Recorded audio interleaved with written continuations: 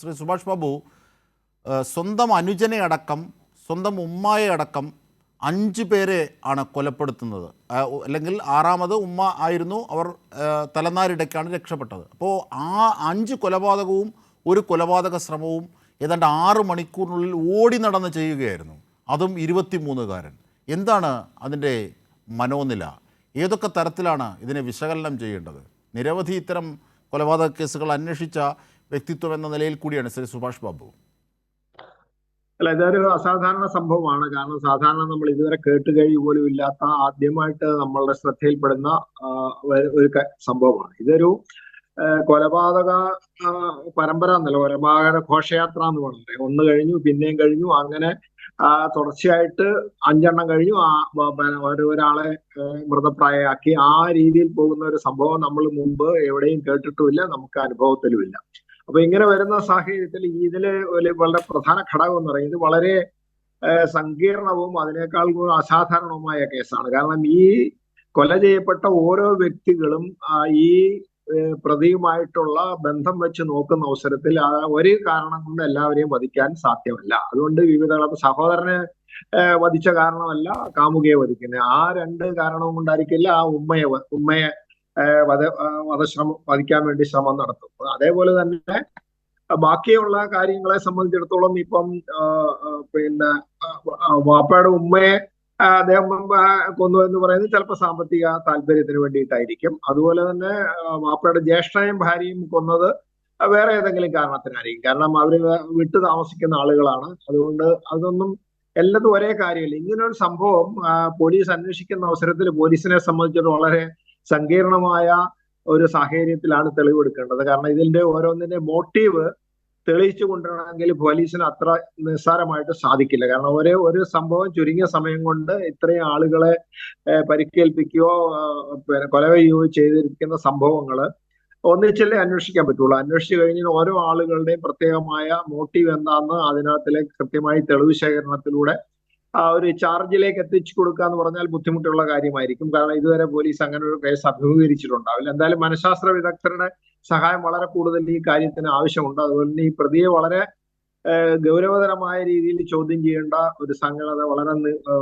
Lengthy ആയിട്ട്, അതായത് long and consistent ഒരു ഇന്ററോഗേഷനിൽ കൂടെ ഇതിന്റെ കാര്യങ്ങൾ മനസ്സിലാക്കാൻ പറ്റുള്ളൂ. അതുപോലെ തന്നെ അദ്ദേഹം സ്വയം ജീവൻ എടുക്കാൻ വേണ്ടി ശ്രമിച്ചു. അദ്ദേഹം എലിവേഷൻ കഴിച്ചു എന്ന് പറയുന്നത് സത്യമാണെന്ന് പറഞ്ഞിട്ടില്ല. എന്നാലും ശരി, അതിന്റെ ശവകാശമൊക്കെ എടുത്ത് കൊടുത്തതിന്റെ ശേഷം അല്ലെങ്കിൽ ബ്ലഡ് പരിശോധനയിൽ നിന്ന് എന്താണെന്ന് മനസ്സിലാക്കാൻ കഴിയും.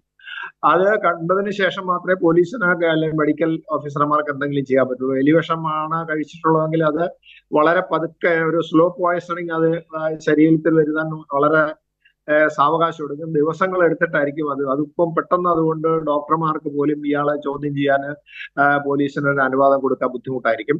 അതുകൊണ്ട് ഈ കേസിന്റെ അന്വേഷണം വളരെ പെട്ടെന്ന് മുന്നോട്ട് പോകാനുള്ള സാധ്യതയില്ല.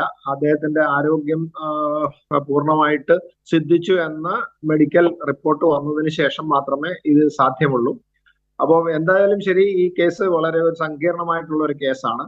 അത് വളരെ വിദഗ്ധമായ രീതിയിൽ അദ്ദേഹം ചെയ്തു. അതുപോലെ തന്നെ അദ്ദേഹം നേരിട്ട് ഹാജരാകും. അപ്പൊ ആ മനുഷ്യന്റെ അവസ്ഥ എന്താണെന്ന് നമ്മൾ പ്രത്യേകം മനസ്സിലാക്കണം. ഇത്രയും ക്രൂരകൃത്യങ്ങള് ഒരു ഘോഷയാത്ര മാതിരി കൊലപാതകം ചെയ്തതിന് ശേഷം അദ്ദേഹം പോലീസ് സ്റ്റേഷനിൽ നേരിട്ട് ചെന്ന് പറയുകയാണ്, ഞാൻ ഇന്ന കാര്യങ്ങളൊക്കെ ചെയ്തു എന്ന് പറഞ്ഞിട്ട് അത് ആർക്കും വിശ്വസിക്കാൻ അവിശ്വസനീയമായ രീതിയിൽ ഒരു വാർത്ത കേട്ടതിന് ശേഷം പോലീസ് പോലും സ്ഥലത്ത് പോയി അന്വേഷിച്ച് ബോധ്യപ്പെടുന്നത് വരെ അവർ പോലും അത്ഭുതപ്പെട്ടു പോയിട്ടുണ്ടാവും. അപ്പോൾ അങ്ങനെ ഒരു കേസിൽ ഇദ്ദേഹം ചെയ്യാനുള്ള സാഹചര്യങ്ങൾ എന്താണ് എന്നുള്ളത് അദ്ദേഹത്തിനെ ചോദ്യം ചെയ്തതിൽ നിന്നും അല്ലെ പിന്നെ ആകെ തെളിവ് നൽകാൻ പറ്റുന്ന ഒരു വ്യക്തി എന്ന് പറഞ്ഞാൽ അദ്ദേഹത്തിന്റെ ഇപ്പം മൃതപ്രായയായി ചികിത്സയിലുള്ള അദ്ദേഹത്തിന്റെ ഉമ്മയാണ്.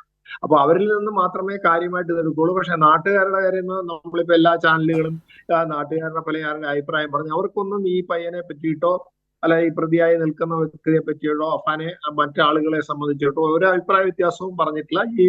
ഇയാളെ പോലും ഒരു നല്ല കുട്ടിയായിട്ടാണ് എല്ലാവരും വ്യാഖ്യാനിക്കപ്പെട്ടിരിക്കുന്നത്. പക്ഷെ ഈ പ്രതിയുടെ സ്വഭാവത്തിൽ നമ്മൾ മനസ്സിലായി എന്തായാലും ശരി, അദ്ദേഹത്തിന് ഒരു മയക്കുമരുന്നിന്റെ ഉപയോഗവും അതിന്റെ ഒരു സ്വാധീനവും തീർച്ചയായിട്ടും ഇതിനകത്തിൽ ഉണ്ടാകാനുള്ള എല്ലാ സാധ്യതയുണ്ട്.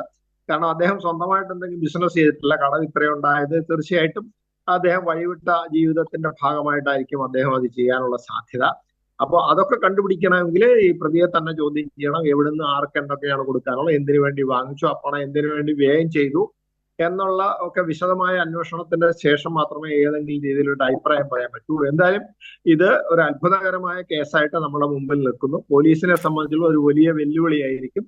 അതെന്തായാലും ഭംഗിയായിട്ട് അവർക്ക് ചെയ്യാൻ സാധിക്കുമെന്ന് നമ്മൾ പ്രത്യാശിക്കുക. അതിനോടൊപ്പം തന്നെ എല്ലാ മേഖലകളിലുള്ള മെഡിക്കൽ എക്സ്പെർട്ടുകൾ, അതുപോലെ തന്നെ മനഃശാസ്ത്ര വിദഗ്ധന്മാരെ ഉള്ള ആളുകളുടെ മുഴുവൻ സേവനവും പോലീസ് വളരെ വിദഗ്ധമായ രീതിയിൽ ഉപയോഗിച്ചാൽ മാത്രമേ ഇത് നമുക്ക് സുഖപര്യവസായിയായ ഒരു കേസാക്കിയിട്ട് അന്വേഷണം അവസാനിപ്പിക്കാൻ പറ്റുള്ളൂ എന്നാണ് എനിക്ക് തോന്നുന്നത്.